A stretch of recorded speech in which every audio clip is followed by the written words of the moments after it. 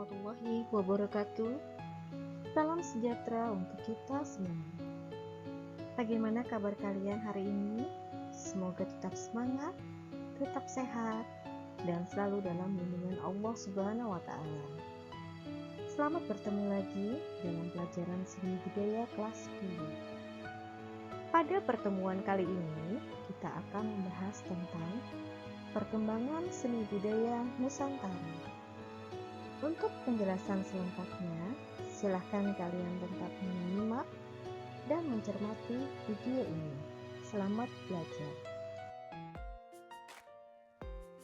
Perkembangan seni budaya Nusantara terbagi menjadi 4, yaitu perkembangan seni rupa, perkembangan seni musik, perkembangan seni tari, dan perkembangan seni teater. Perkembangan seni rupa Nusantara. Zaman batu terbagi menjadi 4 zaman, yaitu zaman batu tua, zaman batu tengah, zaman batu muda, dan zaman batu besar. Zaman logam merupakan zaman yang mengalami peningkatan dalam bidang karya seni karena manusia sudah mulai bisa menciptakan berbagai benda dari bahan logam. Pada zaman ini ditandai masuknya kebudayaan Indo-Cina ke Indonesia sekitar 500 sebelum Masehi. Peninggalan pada zaman ini berupa kapak perunggu, genderang perunggu, benda hias dari perunggu. Zaman klasik. Candi Prambanan merupakan peninggalan seni rupa pada zaman klasik. Zaman klasik merupakan periode kerajaan-kerajaan di Indo-Nusantara, di mana zaman tersebut dikelompokkan menjadi 2, yaitu masa Hindu-Buddha dan masa perkembangan Islam. Pada masa kerajaan Hindu-Buddha, seni rupa Nusantara berkembang pesat. Hal tersebut dapat dibuktikan dari peninggalan candi-candi di wilayah Nusantara, seperti Candi Borobudur, Candi Prambanan, Candi Sewu, Candi Singasari, Candi Mendut, Keraton Ratu Boko, dan candi-candi lainnya. Sedangkan pada masa kerajaan Islam, banyak meninggalkan seni bangunan seperti masjid dan makam bangunan, keraton, kaligrafi, dan ragam hias berdirikan khas Islam. Zaman Indonesia Baru terdiri dari 6 masa, yaitu masa perintisan, masa Mohyidin, masa Cipta Indonesia, masa pendudukan Jepang, masa kemerdekaan, serta masa seni rupa baru. Zaman batu. Zaman batu tua, pada hakikatnya manusia prakrasa di zaman dahulu sebenarnya mulai memahami seni rupa, yaitu dipertemukannya lukisan kuno di Gua Leng-Leng, Sulawesi Selatan. Berupa objek lukisan di gua, telapak tangan, dan tubuh manusia. Manusia prakarsa juga sudah mulai menciptakan karya seni yang memiliki fungsi pakai, yang bisa membantu dalam kehidupan, seperti membuat kapak genggam. Benda berupa kapak ditemukan di Pacitan, Jawa Timur. Zaman Batu Tengah. Pada zaman ini sudah mulai menunjukkan perkembangannya. Bisa dibuktikan dengan ditemukannya ujung panah, pelakes, batu penggiling, pipisan, kapak batu, dan alat-alat dari tanduk rusak. Nenek moyang manusia yang hidup pada zaman ini diperkirakan sudah mulai menetap. Bisa dibuktikan dengan adanya penemuan tumpukan kulit kerang setinggi 7 meter di pantai timur Sumatera, dan juga ditemukan sebuah pecahan tembikar dari tanah liat. Zaman batu muda. Pada zaman ini, nenek moyang kita sudah tinggal menetap serta mulai bercocok tanam. Pada periode ini, seni rupa mulai berkembang dibuktikan dengan ditemukannya kapak lonjong dan persegi. Kapak persegi itu ditemukan di Lahat, Bogor, Sukabumi, Karawang, Pacitan, Tasikmalaya, dan lereng Gunung Ijen. Sedangkan kapak lonjong ditemukan di Papua, Minahasa, Sarawak, dan Kepulauan Tanimbar. Selain itu, di zaman ini seni rupa selangkah lebih maju karena ditemukan tembikar dari tanah liat yang sudah diberi motif hiasan yang bersifat magis. Perhiasan cincin, kalung, gelang dari batu, dan pakaian dari kulit kayu. Zaman batu besar. Di zaman ini sudah mulai dibangun monumen-monumen batu sebagai upacara keagamaan yang memiliki nilai seni. Unsur seni di zaman megalitikum di antaranya sebagai berikut. Dalam sejenis meja dari batu berukuran besar yang fungsinya untuk melihatkan atau meletakkan sesaji di atasnya dan juga sebagai tanda bahwa di bawahnya ada kuburannya. Menhir berupa sebuah bangunan yang menyerupai tubuh sebagai tanda bersemayamnya roh-roh dan kekuatan gaib menurut kepercayaan kuno. Kuburan batu atau sarkofagus, sejenis peti dari batu untuk menyimpan orang mati. Punden berundak berupa sebuah batu yang disusun berundak menyerupai candi dan arca batu. Zaman Indonesia Baru. Pada zaman Indonesia Baru terdiri dari 6 zaman atau 6 masa, yaitu masa perintisan. Terdapat lukisan berkelahi dengan singa. Lukisan tersebut yang melukis adalah Raden Saleh. Karya Raden Saleh banyak sekali, antara lain sebagai berikut: Antara Hidup dan Mati, Penangkapan di Penegoro, Perkelahian dengan Binatang Buas, Perburuan, Hutan Terbakar, Banjir, Harimau dan Mangsanya, serta Merapi yang Meletus. Masa Moyindi. Sepeninggalan Raden Saleh di Indonesia mengalami kekosongan, disebut masa Moyindi. Lalu bermunculan pelukis-pelukis ternama, yaitu Abdullah Suryo Husodo. Disekolahkan ke luar negeri, keturunan bangsawan Solo. Disekolahkan ke luar negeri, yaitu di Akademi Kesenian Eropa. Kemudian setelah pulang ke tanah air, mulai mengembangkan lukisannya di Indonesia dengan gaya yang berbeda. Gaya Abdullah menekankan keelokan dan keindahan alam di Indonesia. Pada perkembangan selanjutnya, pada masa ini muncul pelukis-pelukis terkenal, antara lain adalah Wakidi, Pringadi, Basuki Abdullah, dan Wahdi. Yang ketiga yaitu masa Cita Indonesia. Perbedaan karya lukisan antara S. Sadjojono dengan Abdullah Suryo Subroto terletak pada karyanya, di mana keindahan yang dibuat oleh Abdullah Suryobroto tidak sesuai dengan kenyataan bangsa Indonesia yang melarat dan menderita. Pelukis S. Sujoyono kemudian mempelopori lukisan yang bertolak belakang dengan Moyindi, yang sesuai dengan penderitaan bangsa Indonesia pada masa penjajahan.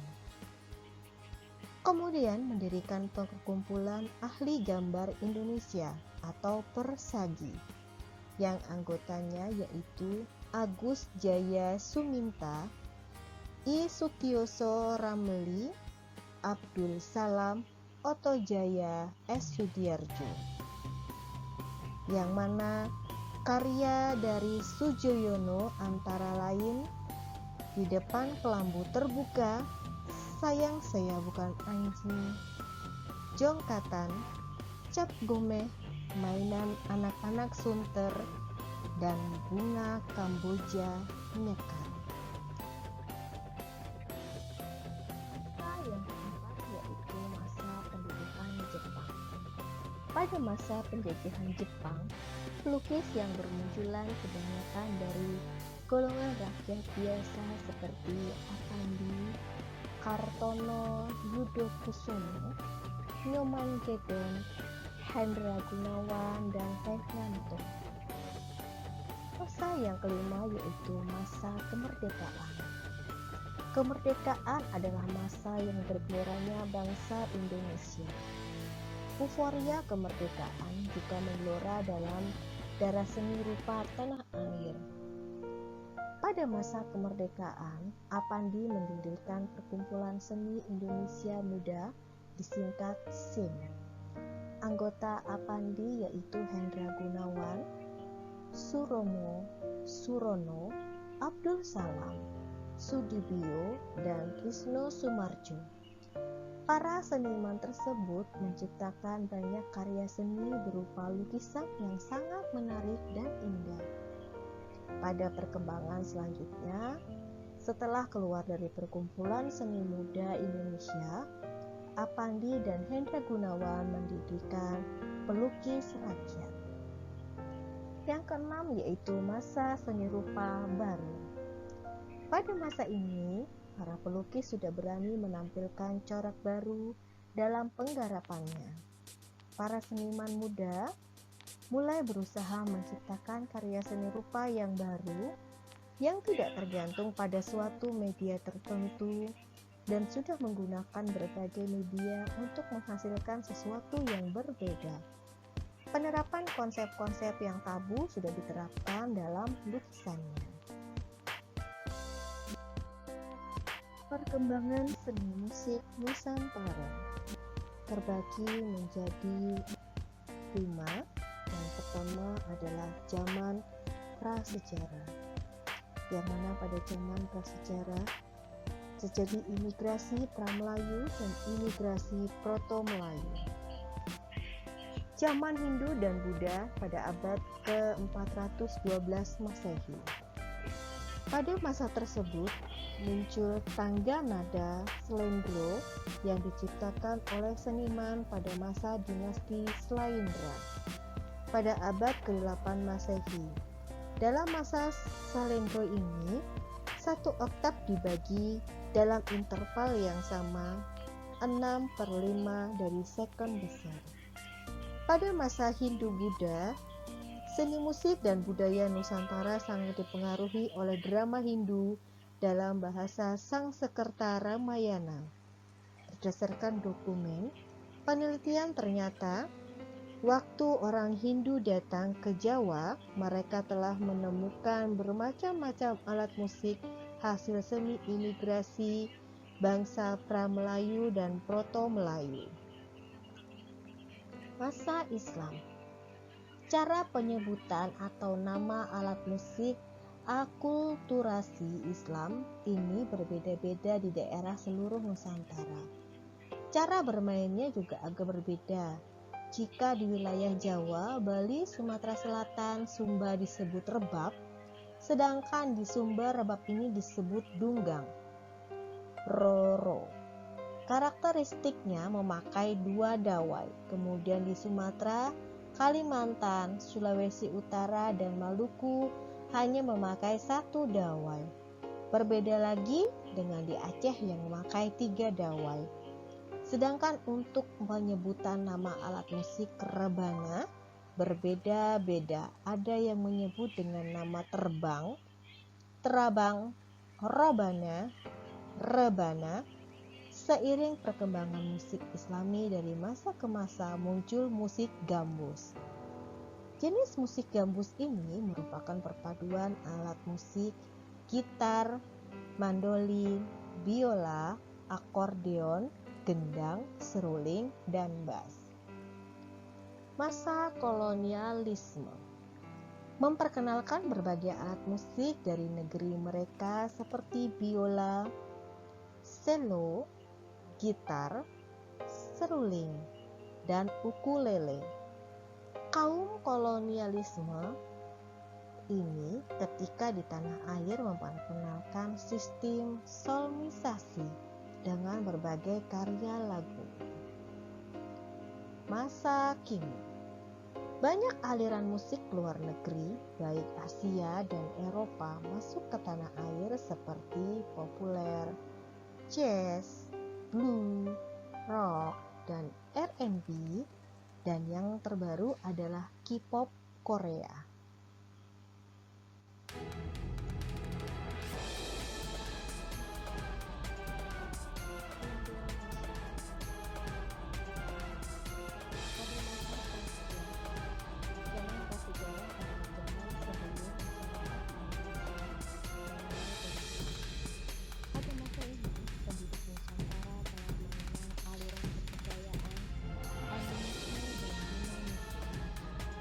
Seni gerak berirama yang kerap dilakukan dalam berbagai acara oleh masyarakat prasejarah juga dikenal sebagai upacara magis, guna berdoa dalam pengharapan.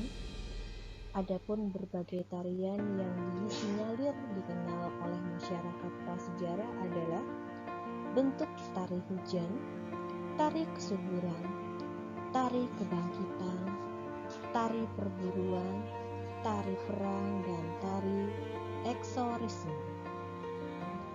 Masa Hindu-Buddha. Pada masa sejarah, tepatnya setelah masuk dan berkembangnya agama Hindu dan Buddha, perkembangan tari di Indonesia juga mengalami peningkatan. Selain digunakan sebagai metode pemujaan, biasanya tarian pada masa Hindu-Buddha juga kerap disajikan dalam mengajarkan nilai-nilai kehidupan dalam bermasyarakat. Adapun contoh tarian pada masa kebudayaan Hindu-Buddha antara lain sebagai berikut: tari topeng, tari wayang, sendra tari Ramayana, sendra tari Mahabharata. Beberapa contoh di atas merupakan hasil kebudayaan Hindu-Buddha di Indonesia yang hingga masih terjaga kelestariannya saat ini. Masa Islam. Pada masa masuk dan berkembangnya Islam di Nusantara, perkembangan seni tari di Indonesia memang sedikit banyak mengalami perubahan, meskipun tidak secara signifikan. Selain hal tersebut di atas, pada masa Islam, kostum dan busana yang dikenakan oleh penari perlahan dimodifikasi agar lebih tertutup dan tidak menampakkan aurat pada penarinya. Sebagian lagi syair dan musik pengiring ada pula yang diganti lebih Islami. Adapun contoh tarian pada masa perkembangan Islam di Indonesia ialah tari saman dan tari jatim.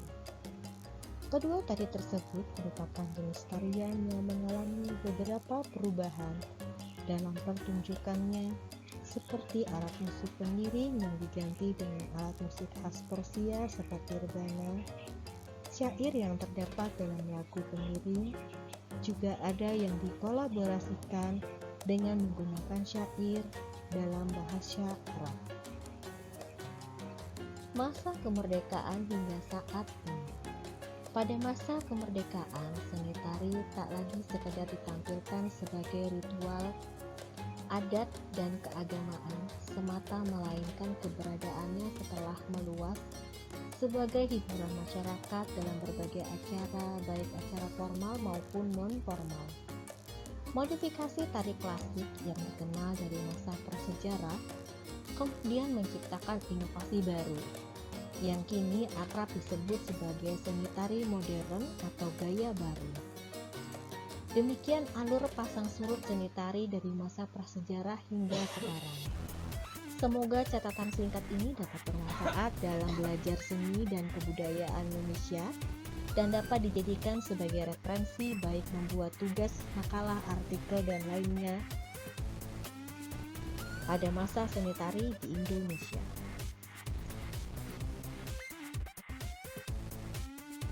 Perkembangan seni teater Nusantara terbagi menjadi 4, yaitu teater Indonesia tahun 1950-an.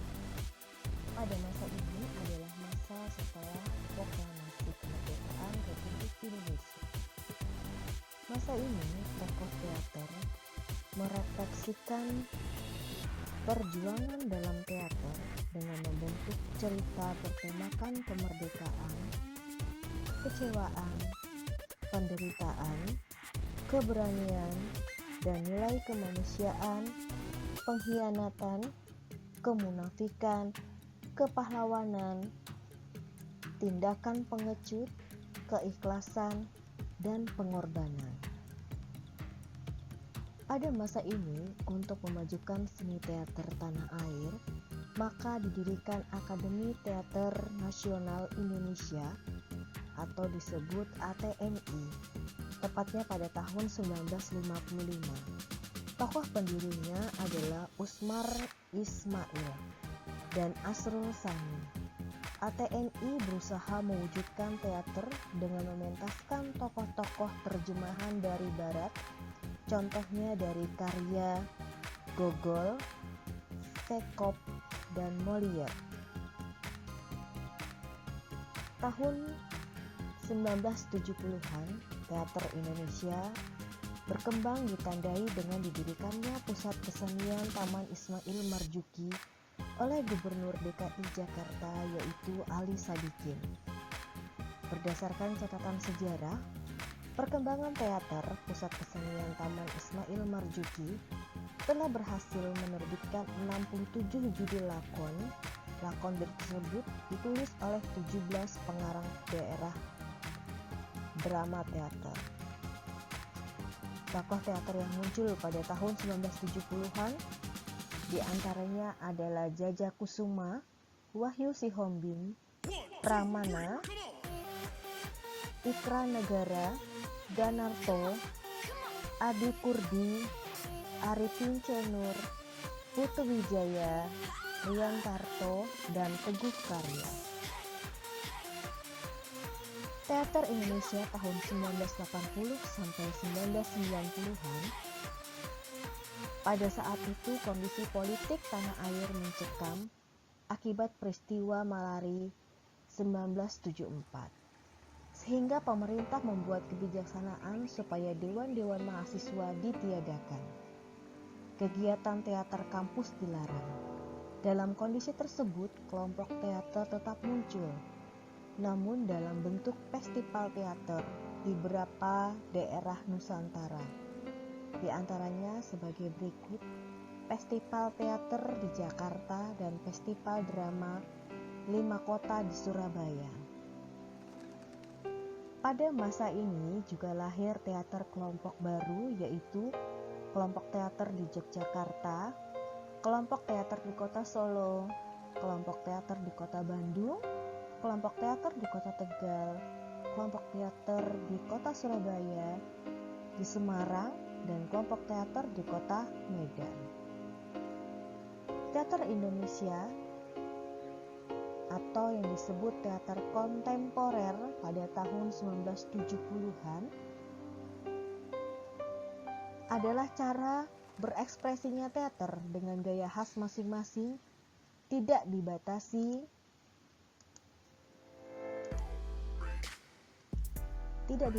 kreasinya. Lalu para seniman teater beralih kontemporer terus berkreasi sejak tahun 1980-an sampai saat ini. Seni teater lainnya berkembang seperti seni teater konvensional yang tidak akan mati, tetapi teater eksperimental terus tumbuh. Dunia pentas teater semakin kaya jenisnya dan atraktif. Nusantara. Teater tradisional tradisional. Perkembangan seni teater tradisional Nusantara sudah dimulai sejak sebelum masa perkembangan Hindu. Ketika itu sudah mulai ada tanda-tanda penciptaan seni teater tradisional yang fungsinya sebagai pendukung upacara ritual teater tradisional. Diciptakan pada dasarnya sebagai bagian dari upacara adat istiadat dalam tata cara kehidupan masyarakat di Nusantara. Teater transisi atau modern. Teater transisi merupakan sebutan bagi periode di mana pada saat teater tradisional mengalami penurunan akibat adanya pengaruh budaya lain. Perubahan dari teater transisi dengan teater tradisional terletak pada cerita yang sudah mulai ditulis. Namun saat itu wujud ceritanya masih sangat ringkas, outline story atau cerita per adegan. Mengenai cara penyajiannya mulai berubah, yaitu memakai panggung dan dekorasi. Adapun dalam teater transisi sudah diperhitungkan mengenai beberapa teknik yang bisa memperindah dan menarik pertunjukan teaternya. Ciri masa atau periode transisi mulai mengambil unsur-unsur pertunjukan dari teater Barat dan diadopsi dalam teater Nusantara. Teater Indonesia tahun 1920-an disebut dengan Angkatan Pujangga Baru. Teater pada masa Angkatan Pujangga Baru kelebihannya cukup penting jika dilihat dari sudut kesastrawan. Sumbangsih Angkatan Pujangga Baru yaitu drama-drama sudah ditulis dengan mengungkapkan ketertekanan akibat penindasan pemerintah Belanda. Pada masa Angkatan Pujangga Baru, berbentuk sastra drama sudah memakai bahasa kebangsaan yaitu bahasa Indonesia. Sedangkan cara penyusunannya model dialog antar tokoh dan bentuk sajak. Penulis lakon lainnya pada masa Pujangga Baru adalah Sanu Sivana. Hasil karyanya berjudul Kertajaya pada tahun 1932 dan Sadya Kalaning Majapahit ditulis pada tahun 1933. Lakon-lakon tersebut ditulis untuk menyemangati perjuangan para pejuang masyarakat Indonesia dalam melawan penjajah serta kritikan bagi kekejaman penjajahan. Teater Indonesia tahun 1940-an adalah saat masa penjajahan Jepang. Pada waktu itu, semua unsur kesenian dan kebudayaan dipakai untuk mendukung pemerintahan Jepang. Pada situasi penjajahan Jepang, dua orang tokoh yaitu Anjar Asmara dan Kamajaya memiliki gagasan supaya didirikan pusat kesenian Indonesia. Tujuannya adalah menciptakan pembaharuan kesenian yang selaras dengan perkembangan zaman. Unsur tersebut disetujui oleh Bung Karno dan kaum nasionalis. Tepatnya pada tanggal 6 Oktober 1942. Di saat menjelang akhir pendudukan Jepang tersebut muncul rombongan sandiwara yang melahirkan karya sastra yang berarti yaitu Penggemar Maya tahun 1944. Pimpinan Umar Ismail dan Jaja Kusuma. Jadi intinya teater sebagai hiburan semata-mata tetapi sebagai ekspresi kebudayaan siswa, kesadaran nasional dengan cita-cita kemerdekaan Republik Indonesia. Demikian pemaparan materi perkembangan seni Nusantara pada hari ini. Ibu harap apa yang telah Ibu sampaikan dapat kalian cermati dan kalian resapi sehingga materi ini dapat kalian kuasai dengan baik. Akhir kata Ibu ucapkan terima kasih. Wassalamualaikum warahmatullahi wabarakatuh.